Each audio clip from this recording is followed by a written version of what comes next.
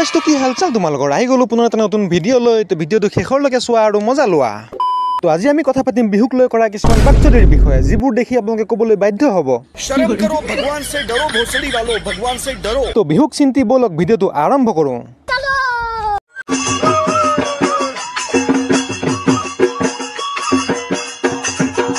এনেকুৱা বিহু বুলি মই আজিলৈকে দেখা নাই আগতে শুনিছিলোঁ গছে বনে ডালে পাতে বিহু আহিলে ইয়াৰ অৰ্থটো মই আজিহে বুজি পাইছোঁ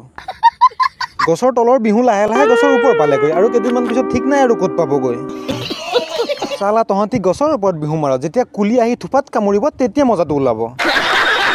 গছৰ ওপৰত ঢুলীয়া দেখি আপোনালোকে ভাবিছে চাগৈ নাচনীয়ে ক'ত নাচিব আমাৰ নাচনী হ'বলা কম আমাৰ নাচনী আকৌ ঢুলীয়াতকৈ একো বেছি চৰা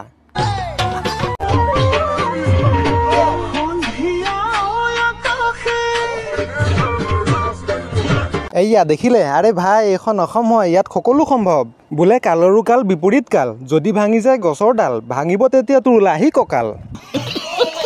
আগতে ফাংচনবোৰত মৌ কুঁৱৰী প্ৰতিযোগিতা হৈছিলে এতিয়াৰ পৰা চাগে বান্দৰী প্ৰতিযোগিতাও হ'ব এইবোৰ বিহু যদি অসমৰ বাহিৰৰ মানুহে দেখে তেতিয়ালে বিহু নহয় চাৰ্কাছ বুলিহে ভাবিব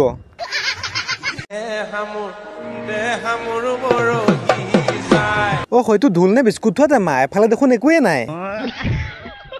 লগত নাচি থকাটো কোনটো প্ৰজাতি নাচনী নে নাচনা তই যিটোহে বিস্কুটৰ টেমাৰ নিচিনা ঢোল লৈছ তোৰ লগত এনেকুৱা নাচনাই ঠিক আছে বিহুতি আহিলে কুলিয়ে মাতিলে গছে বনে খলালে পাত তহঁতৰ নিচিনা নাচনী ঢুলীয়া দেখিলে লগাই দিব মন যায় দুই চাত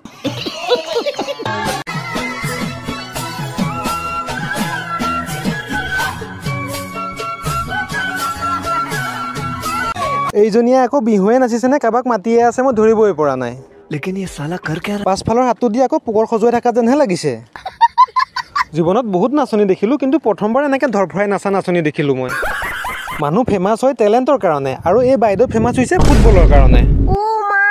বাইদেৱে এই ফুটবলৰ জোৰতে 2 লাখ ফলোৱাৰ্ছ লৈ বহি আছে বাকী গাইছ আজিলৈ ইমানেই আছিলে পুনৰ এটা নতুন ভিডিঅ'ৰ প্ৰতিশ্ৰুতিৰে আজিলৈ বাই